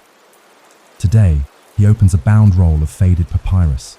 It carries his final census, names, tallies, farms taxed, stores owed, cattle once counted. He reads the names aloud. Merisu, daughter of Hent, 3 goats, 1 sack barley, paid. Baka, wheelwright, owed silver, absconded. He marks, each line with a fresh symbol, hand steady despite the ache in his joints. There is no treasury, no archive to receive his rolls. But he believes someone, someday, will find them, that the names he records will not be lost to the wind. You would not survive, not because you lack discipline, but because your world has taught you that bureaucracy is sterile, lifeless. To Renzi, every figure is a story. Every unpaid debt is a wound. Every surplus is a flicker of hope. At midday, a boy arrives with a basket of figs. His name is Hapu, son of a grain seller who once served as Renzi's assistant clerk. Now the boy helps tend goats and gathers herbs for trade, but he brings the figs each week as his mother taught him. Any new names? He asks. Renzi smiles, a faint lift of dry lips. 2 from the south, he replies. Travelers. They traded linen for milk. I counted them. The boy sits beside him. Why count them? He asks. They're gone now. To remember they were here, Renzi says. To remember the world moved, even in ruin. Later, he teaches the boy to write a tally mark, to seal a document, to bind a scroll with care. The lesson lasts an hour. The memory, a lifetime. You would not survive, not because your mind fails you, but because you measure worth in outcomes. Renzi measures in effort, in continuity, in the simple act of recording presence. By evening, he lights a small oil lamp and prepares the ledger for the next day. He has only a few sheets left. His ink is mostly ash and water, but his handwriting remains beautiful, a dance of lines learned long ago in the halls of the scribes. That night, he walks through the ruins. He speaks to the statues, cracked gods whose faces have been worn to sorrow. He greets them by name. Ptah, still standing, I see. Sekhmet, fewer worshippers now, but your roar lives in the wind. You would not survive, not because you don't believe in continuity, but because you have never practiced devotion without audience. Rensi's worship is not offered to a temple or crowd. It is whispered to stones, offered to silence. He sleeps with a scroll beside his bed, wrapped in linen like a body. In his dreams, he sees a great hall filled with voices, debates, ink, and ambition. He sits at the center, ledger open, listening to the music of governance. Then he wakes, to birds, to dust, to absence. But still, he counts. Still, he writes. Still, he believes. You would not survive, not because you're too modern, but because you seek meaning only in movement. Rensi has mastered stillness. In a dead city, he is a living page, and so we leave him here for now, this last taxman of Men-Nefer, who seals scrolls no one asked for, and records lives the world has forgotten. His ink may fade, but his intention will not. Next, we will turn to the southern cliffs, where an old widow guards a shrine carved into the mountain, kept alive by song and dust and a vow spoken long ago beneath the moon. But now, rest. Let your breath balance, like figures on Rensi's page. Let the quiet of Men-Nefer cradle your sleep, where the highlands meet the sky and the cliffs rise like the backs of sleeping giants. There is a shrine forgotten by all but one. It clings to the stone like ivy, half carved, half born, its columns cracked, its floor covered with wind-blown sand and prayers. No one tends it now, save for a widow with silver in her hair and songs on her tongue. Her name is Netikret. No inscription bears it. No papyrus marks her lineage, but among the winding paths of the Theban hills, where eagles cry and sun scorches even the breath, she is known simply as the Keeper. She has lived alone here for 12 years. She came after the plague took her husband, after the fields dried and the house emptied and the laughter fled. She brought with her a single basket, a single staff, and the ashes of a promise. That promise was this, that she would keep the shrine of Hathor alive, even if the goddess no longer listened. You would not survive here, not because you are afraid of death, but because you have not lived side by side with it so long that it becomes a companion. Netikret wakes with the dawn, greets the dead, and prepares the altar. There are no offerings left but stones, feathers, and song. But still, she sings today. She sings as she sweeps. The wind tries to steal her notes, but she sings louder. Bright-eyed lady of the west, whose milk flows like the moon, hear us in this hollow world where silence eats the tune. Her voice is dry, yet soft. It carries a tone not of hope, but of remembrance. Each morning, she polishes the broken statue of Hathor with olive oil, saving each drop from her meager stores. She sets dried dates by the idol's feet, not to be eaten, but as ritual. She braids a ribbon of linen and ties it around her wrist. A new ribbon every week, a symbol of the lives she prays for. You would not survive, not because you lack devotion, but because your devotion requires reward. Netikret expects none.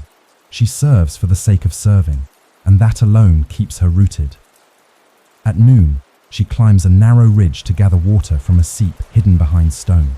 The path is dangerous, and her legs tremble, but she walks it daily. She carries the water in a clay jar slung across her back. Not for herself, but for the shrine's basin. The gods thirst too, she once said. That afternoon, a traveller appears, a trader from Nubia, lost and weary, following the cliff path to escape raiders. He sees her and stares, surprised to find anyone in this place. She offers him water, a corner of shade, and a boiled root to ease his hunger. "Why live here?" he asks, wiping sweat from his brow. "Because the goddess still listens," she replies. He shakes his head. "What has she done for you?" "She has let me remember." The man doesn't understand, but he bows before the altar anyway. Later, he leaves a single bead of lapis on the stone. Blue, perfect. Netikret presses it to her forehead. "You would not survive, not because you are unkind, but because you demand logic in a place ruled by heart." Netikret's shrine is not upheld by laws or economy. It is upheld by love and the endurance of ritual in the face of ruin. In the evening, she lights a fire from dry brush. She sings again, this time a lullaby once sung to her as a child. The flames flicker. The cliffs echo. Somewhere nearby, a jackal howls. She does not flinch. This is her temple now. She dreams of her husband that night. Not young, not old, just whole. He stands beside her at the altar, placing figs on the stone, laughing. She wakes with tears on her cheeks, but a smile on her lips. You would not survive, not because grief would break you, but because you might run from it. Netikret walks with hers. She braids it into her hair. She folds it into her morning chants. She lets it warm her hands in winter. Sometimes villagers come from the valley below. They bring a child to be blessed, a name to be spoken, a dead loved. One's token. Netikret never refuses. She records nothing, but she remembers everything. Your son, Nabai, he will grow tall. He must learn the harp, she tells one mother. To your father, Ahmen, may his journey westward be gentle, she tells another. She gives them each a ribbon, white for peace, red for protection, blue for healing. You would not survive, not because your heart is cold, but because it has not been taught how to be steady when all else falls. Netikret's heart is not unbroken. It is just held together by the daily act of lighting incense and whispering names. So we leave her here for now, this widow of the cliffs, whose shrine stands not for grandeur, but for grace. She is the last light on the high road, the last voice of Hathor's echo. Next, we shall descend into the dried canals and abandoned granaries of the Fayum Basin, where an engineer turns forgotten aqueducts into lifelines, even as the reeds close in. But now, breathe slowly. Let Netikret's songs drift into your sleep. Let the cliff's stillness cradle you tonight. Where once the Fayum Basin spread its fertile arms, green and generous with water drawn from the Nile's sweet artery, there now lies a hushed expanse of dried canals and whispering reeds. What had been one of Egypt's great breadbaskets has turned skeletal. Water is scarce. The aqueducts are broken. The granaries echo only with the memories of grain. But within this dry basin, where cracked mud patterns the earth like ancient sigils, a man with ink-stained fingers and reed-calloused hands still draws. His name is Chauti. He was once an engineer, trained in the great halls of Memphis, apprenticed to masters who built temples and bridges with mathematics older than marble. Now, he is alone in a forgotten village that has no name left on maps, working in a hut made of crumbling brick and papyrus screens. Each morning, he kneels not in prayer, but in study. Laid across a stone table are his blueprints, not of palaces, but of canals, sluices, and water-lifting wheels. Some are copies of designs long vanished, others are his own, born from need, desperation, and stubbornness.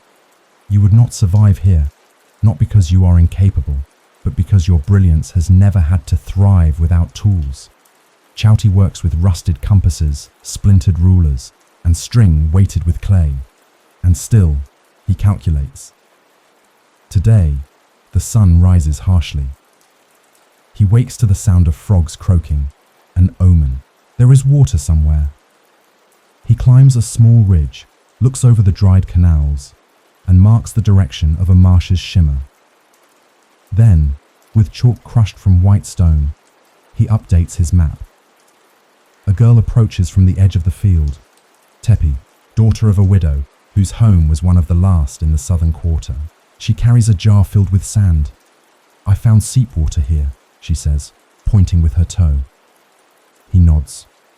Later, he and Tepi walk the land.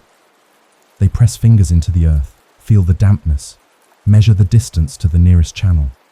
He makes notes. She watches, curious. "Will you make the water come back?" she asks. Jouti does not answer with certainty, only hope. By midday, he is waist-deep in reeds. He clears silt from a crumbling water gate, tests the stone for weakness, finds a hidden fissure, repairs it with packed clay and woven matting. He sweats.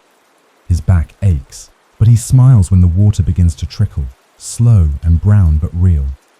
You would not survive, not because you lack intelligence, but because you expect your knowledge to be respected. Jouti's is ignored. Few believe he can restore anything, but still, he draws, digs, tests, adjusts. In the afternoon, a storm brews to the west. Dust lifts. He hurries to reinforce the flow diverter he built last week, made of bundled reeds tied with flax rope. He presses stones at its base, mutters, equations under his breath. Behind him, boys from the village arrive with buckets. They shout with excitement. A trickle of water has reached the edge of a field that hasn't grown anything in 2 years. One boy drops to his knees and kisses the mud. Jouti says nothing. He only sketches more notes. You would not survive.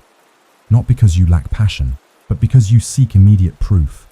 Jouti's world is one of patience, of testing designs that may never see completion. But if he doesn't try, no one will.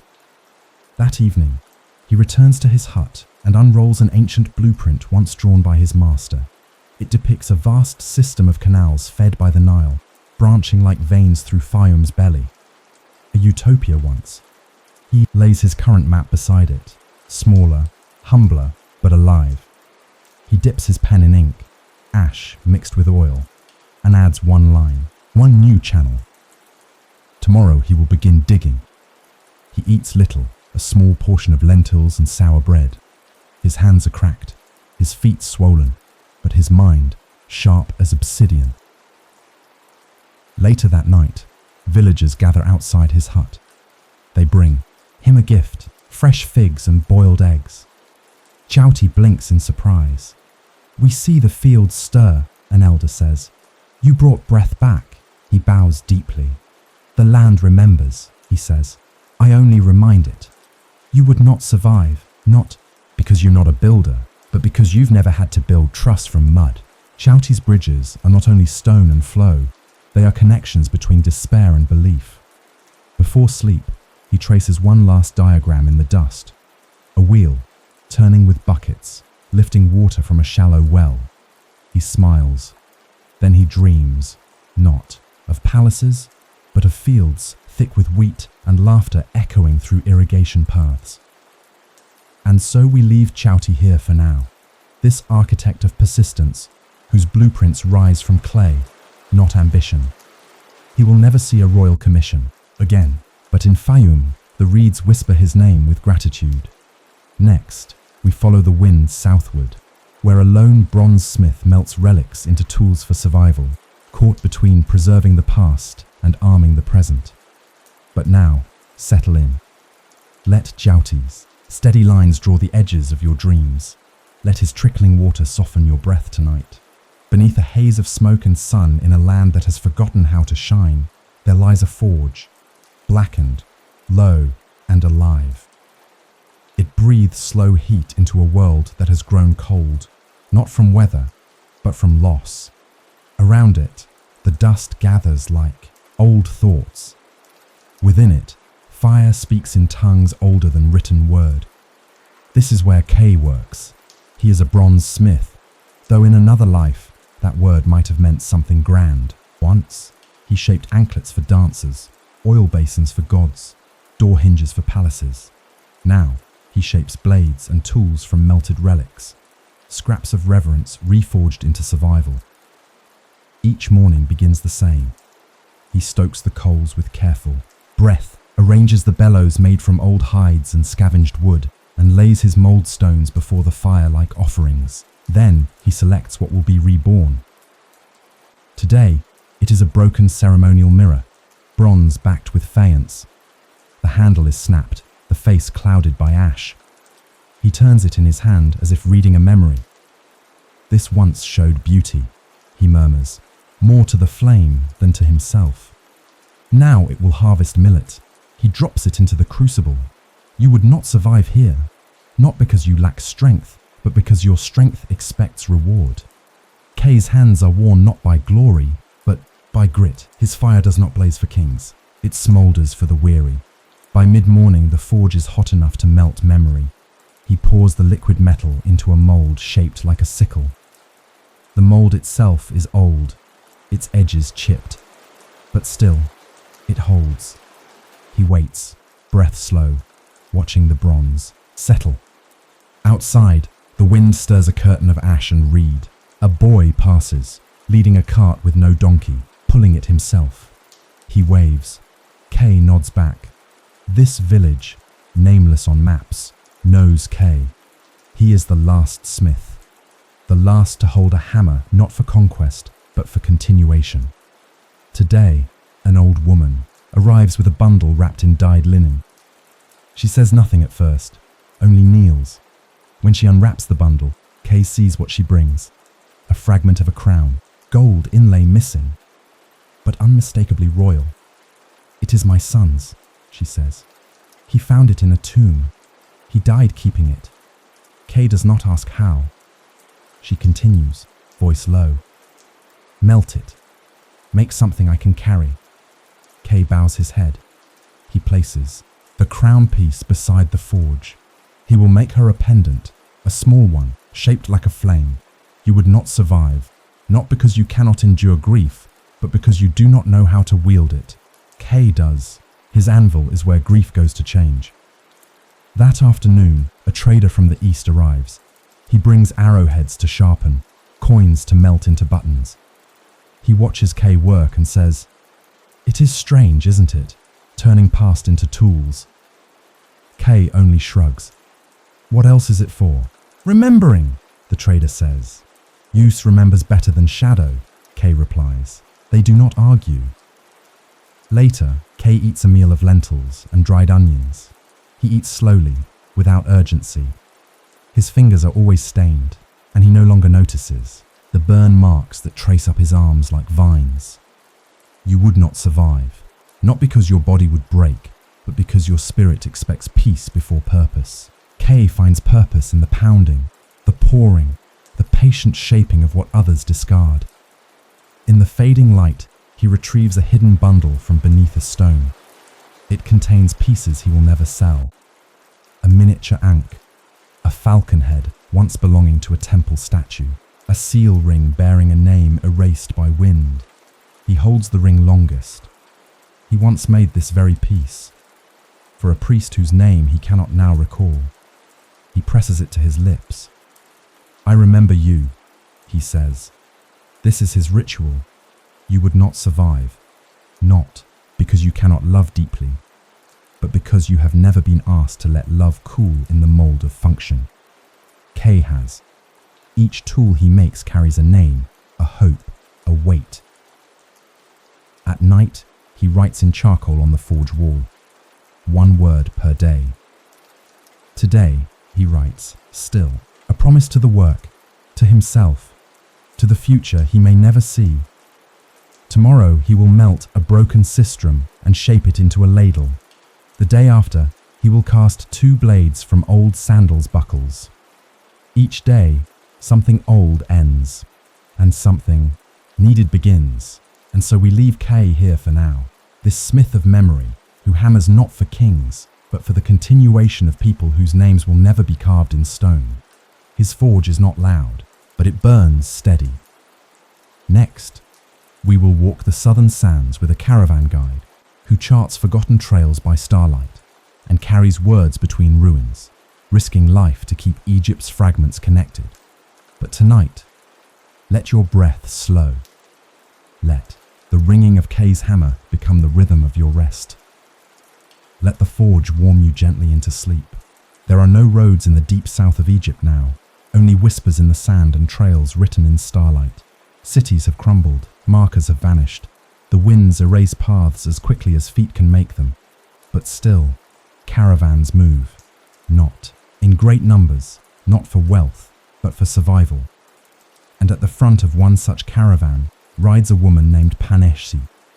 She is not a queen, though she commands.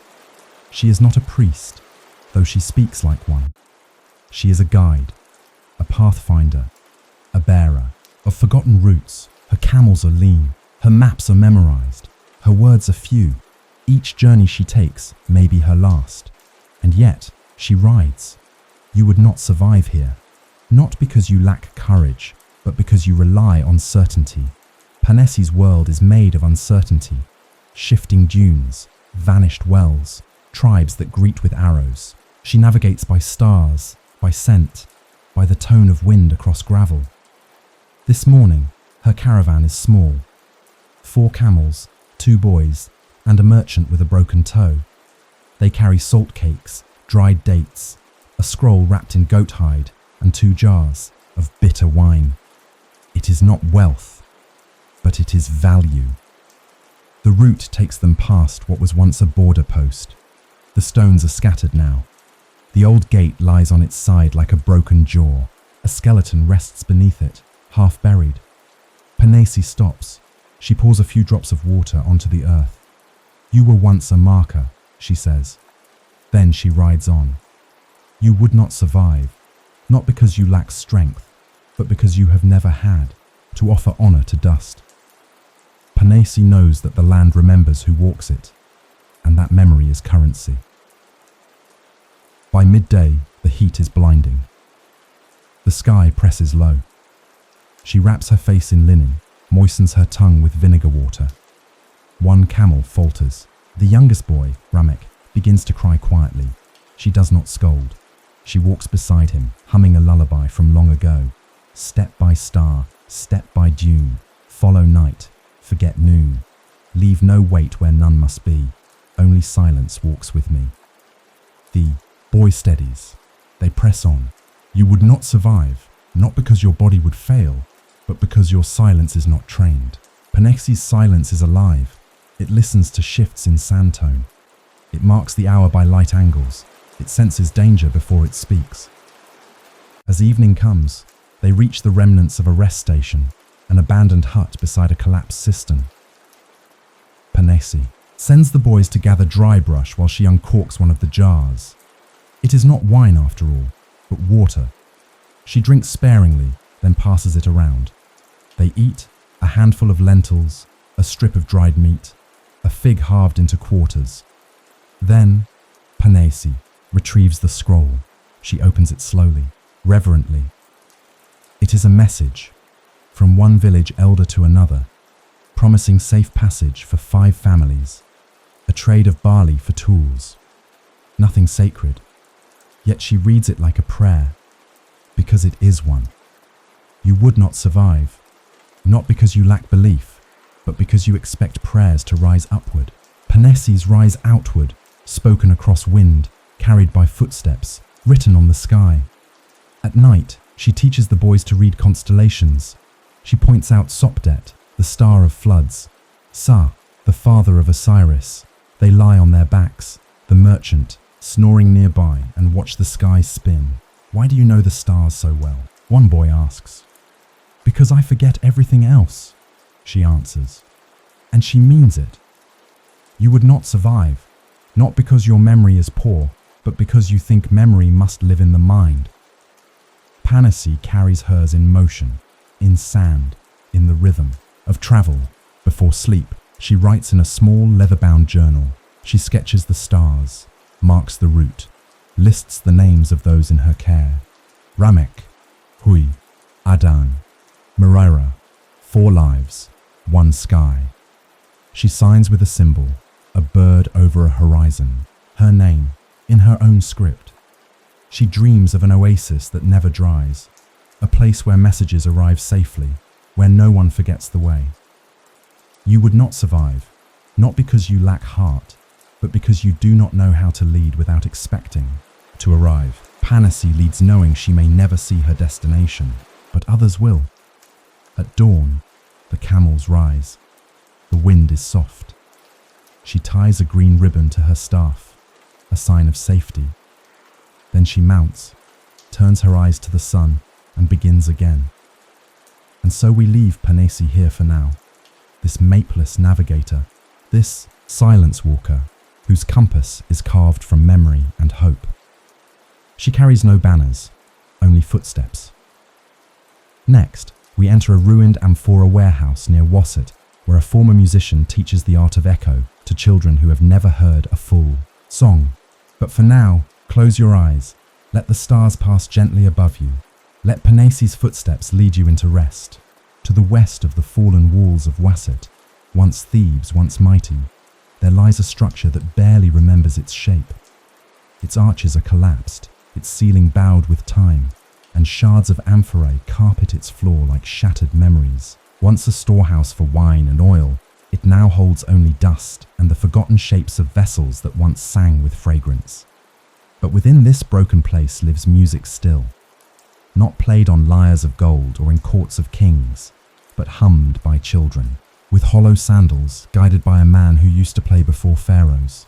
His name is Hori, and he is a musician, not by title anymore, not by status, but by soul. He lives in a corner of the warehouse, his bed made from woven mats and broken amphorae lids. His possessions are few: a battered drum, a harp missing 2 strings, and a flute carved from bone. But his gift is intact. You would not survive here, not because you cannot hear music, but because you expect it to be complete. Hori teaches that music survives even in fragments, even when the strings break, even when the hall crumbles. Each morning, barefoot and smiling, he gathers the children. They come willingly, some with eyes bright, others with bellies empty. They sit on stones and splinters, hands folded, listening, waiting. Today, he starts. With rhythm, he hands each child a potsherd. "Drum what you feel," he says, and they do, some timidly, others with sudden energy. Then he joins them, tapping a soft beat on his own chest. Then the floor. He hums low, his voice like distant thunder wrapped in silk. The children follow. A song forms, not structured, not polished, but alive. You would not survive, not because you lack talent, but because you seek perfection before sound. Hori finds music in the breath between beats, in the wind between ruins. Later, he sings a lullaby. It is not in the high dialect of court, but in the simple words of field hands and fishermen, a song about bread, about rain, about the moon watching quietly as the world forgets to sing. The children close their eyes. Some sway. One begins to cry, softly, silently. Hori places a hand on her shoulder. She does not stop. He does not ask her. 2.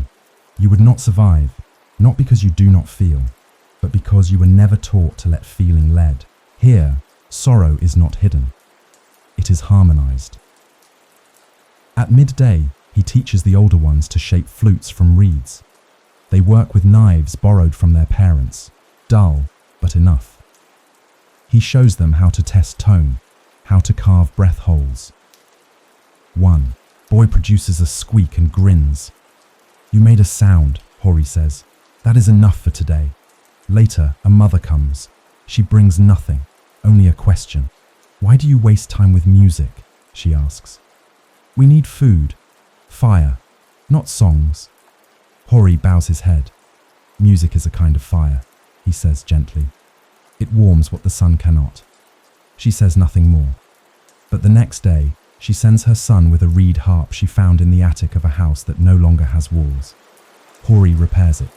That evening, he plays it for the first time. You would not survive, not because you lack discipline, but because your disciplines have always been rewarded. Hori's are not. Yet still he plays every night in a building open to the sky. As stars rise, he lights a single lamp. The children gather again, now joined by elders who thought they no longer cared for sound. He begins with silence, then a hum, then the harp. The notes are soft, imperfect, but full, the kind of music that makes even the air slow down.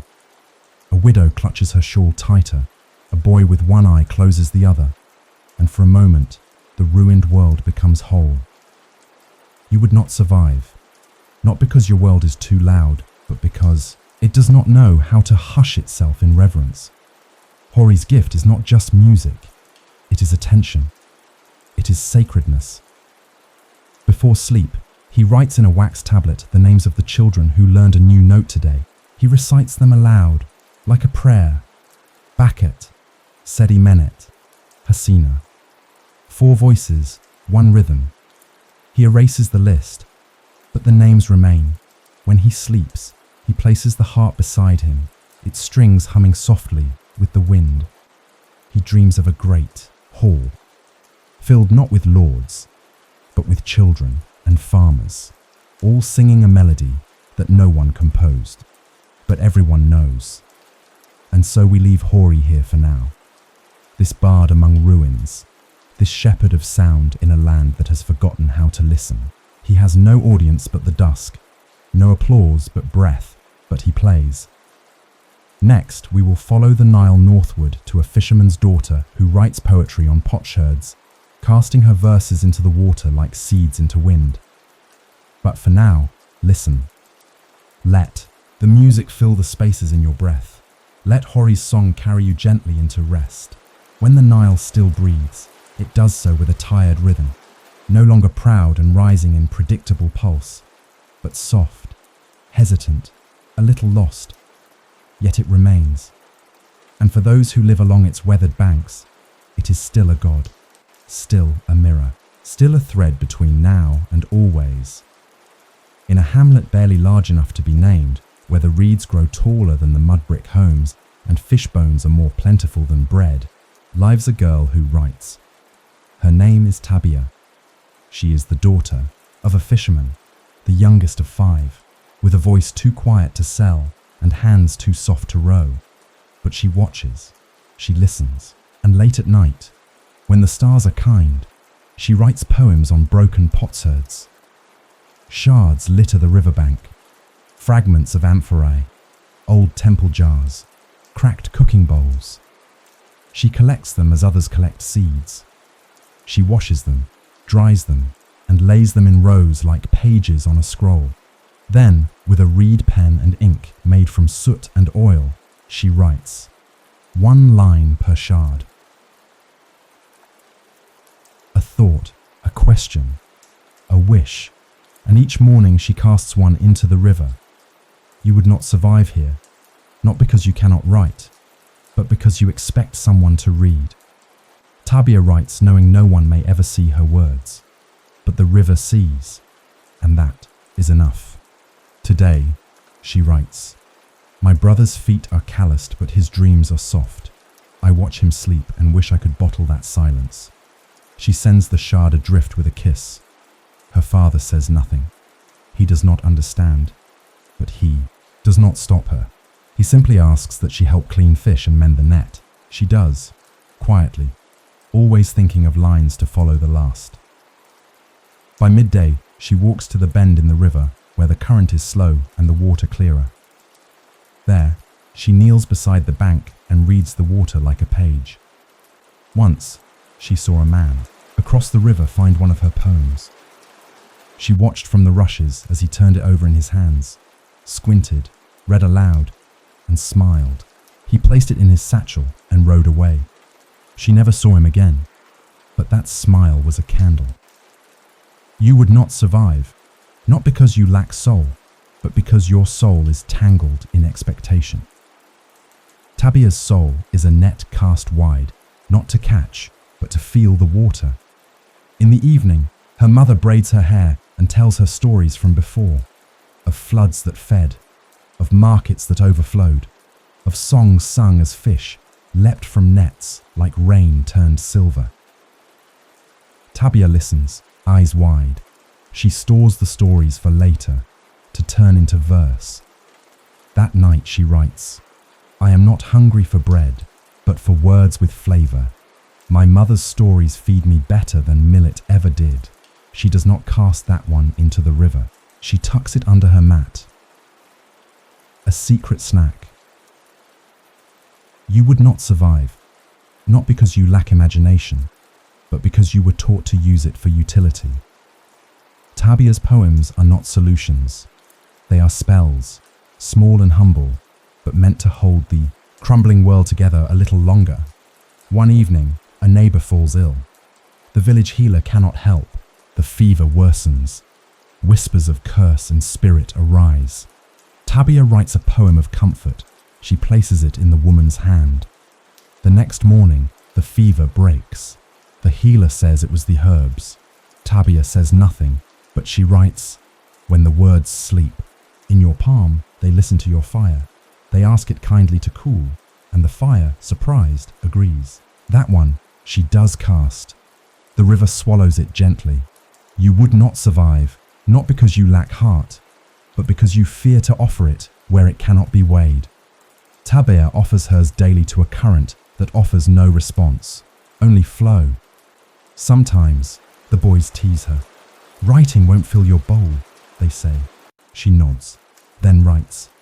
"They laughed as I carved silence onto shards of yesterday. But the fish listened.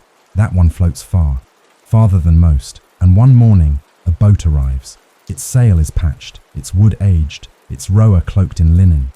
He steps onto the shore, holds up a shard. "Did you write this?" he asks. Tabia nods. He smiles. "Would you like more?" From a sack he pours dozens, hundreds of shards, found in his travels, along banks, in nets, in jars, each one hers. She reads them again, some forgotten even by her. She weeps, then writes, "The river carried my name to someone with open hands. Now I know I was not alone, just early. You would not survive, not because your soul is quiet, but because you expect it to echo."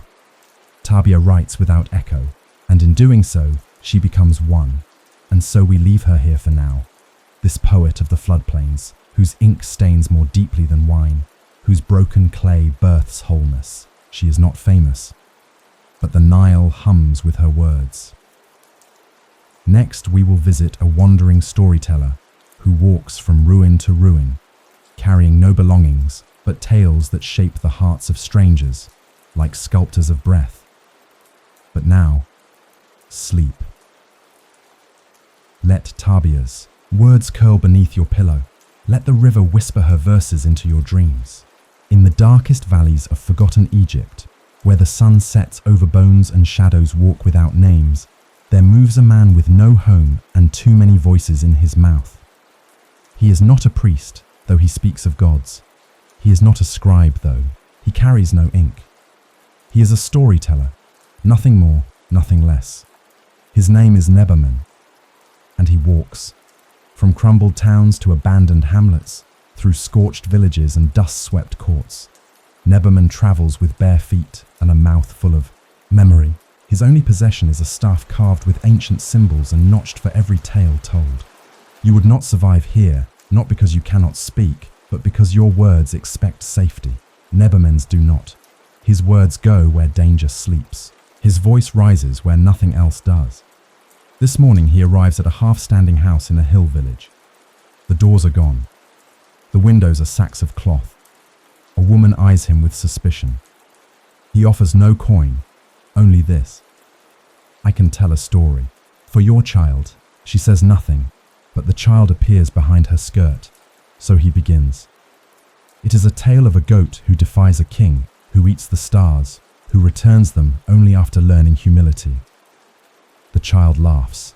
The mother smiles. That evening, Nebaman sleeps on the threshold. You would not survive, not because you lack craft, but because your craft demands invitation. Nebaman's is given where needed, not requested. By midday, he walks again. He passes olive groves now run wild, a cistern filled with snakes, a shrine to Anubis where no incense has burned in years. He stops, kneels, and tells a story to the wind.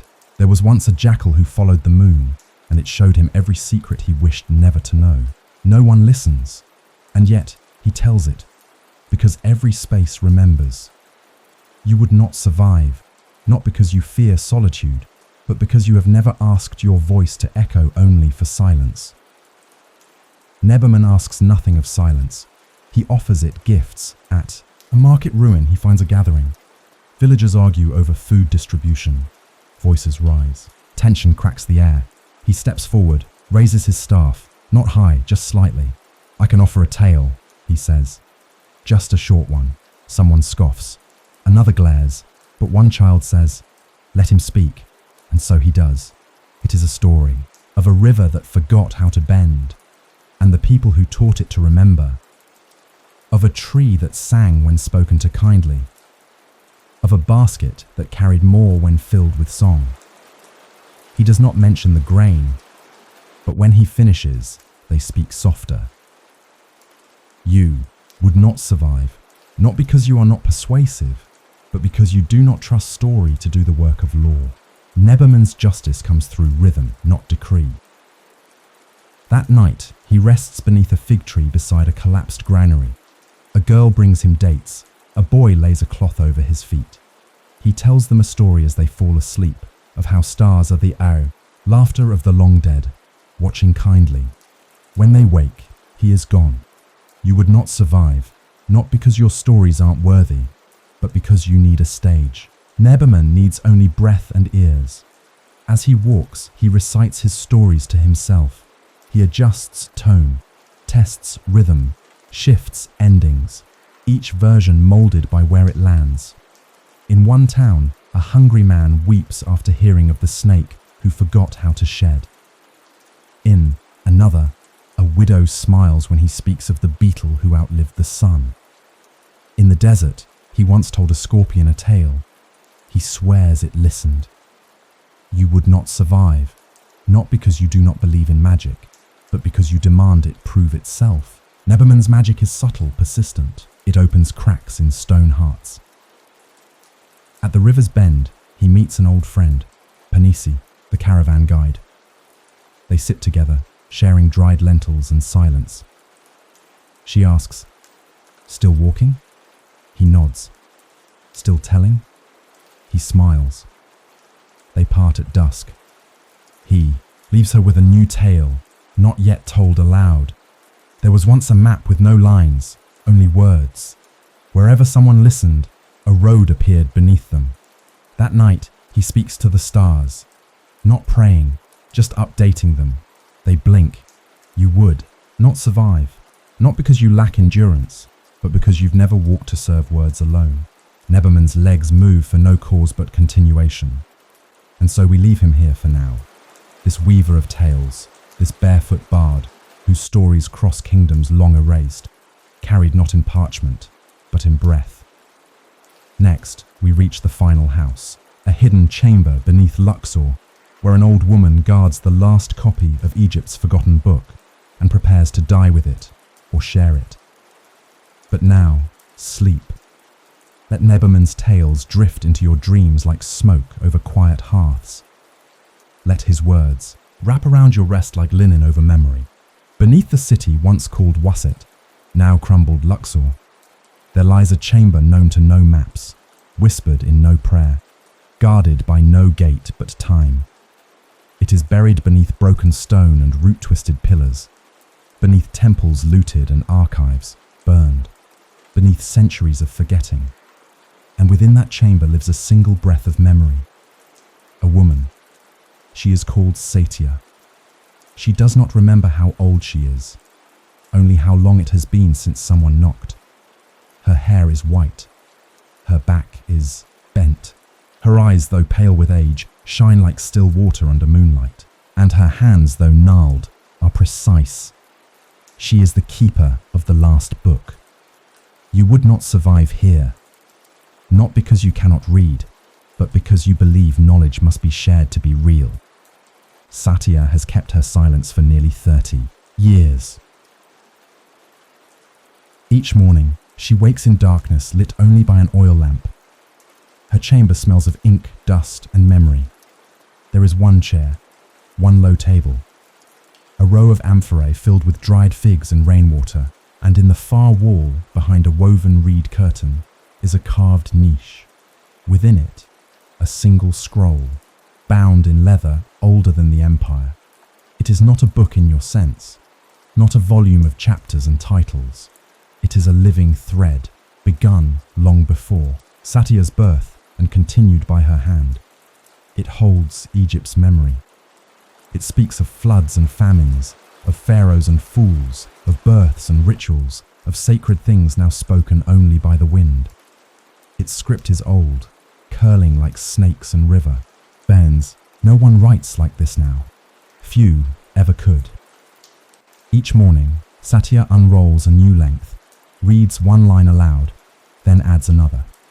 Written slowly, carefully, in ink made from ash, soot, and her own tears. You would not survive, not because you lack skill, but because you demand witnesses. Satya's witness is the stone, the scroll, her own steady breath.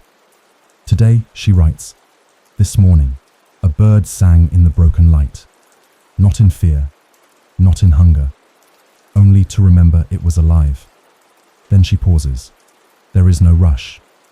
That evening, footsteps echo through the collapsed chamber above. Rare, careless, curious. Satya waits. A figure descends. It is a girl, perhaps 17, barefoot, soot-faced, holding a torch made from dried papyrus and tallow. She stares. I found the tunnel by accident, she says. Satya nods. Accidents are sometimes appointments. The girl kneels. What is this place? Satya replies with a question. What do you remember? The girl frowns. My father was a baker. My mother sang to dough. I remember the smell of honey bread before the raid. Satya closes her eyes. You are ready then. She reaches into the niche, unwraps the leather. The girl gasps. Can I read it? Not yet. Will you teach me? If you stay, I have nowhere else. Then we are two. You would not survive, not because you lack reverence, but because you do not know how to wait for legacy. Satya has waited decades for this moment, not to be known, but to hand the flame. That night, they eat figs and drink water from the amphorae. Satya recites from memory, stories not recorded, only held, of the star priest who charted comets on fish skin, of the queen who ruled from behind a veil, of the boy who sang to crocodiles until they wept. The girl listens. Her name is Mayan. Satya learns it with care. You would not survive, not because you cannot remember, but because you think memory is yours to keep. Satya knows memory must be planted. Only then does it grow. Over the weeks that follow, Mayan learns to prepare ink, to bind papyrus with palm thread, to chant the protective lines before writing, to hear silence not as absence, but as punctuation. She writes her first line. The river remembers even those who forget it. Satya smiles. Now you are a scribe. One day, Mayan asks, why keep it hidden? Satya answers, because memory without readiness becomes burden. The land is not ready to carry this. Will it ever be? I do not know. But we must be ready for when it is. Satya nods. You would not survive, not because you are faithless, but because your faith burns too fast. Satya's is slow, like sediment, like stone. In her final days, she grows quieter. Her fingers cramp, her sleep deepens, but she dreams clearly. In one dream, the scroll grows wings and flies across the Nile. In another, 100 children chant her words beneath the stars. When the end comes, Mayan holds her hand. Will you tell me your last line? The girl whispers. Satya breathes. The ink does not end, only the hand. She dies without fear. And so we leave Satya here, within the scroll, within the hand that now writes in her stead. She is not mourned by many, only by one. But that one carries Egypt now, in lines, in breath, in silence. You would not survive, not because you are weak, but because you do not yet understand the strength of one who guards memory alone. But if you've come this far, listened this long, perhaps you are ready to remember. The book still lives, the land still listens, the story never ends.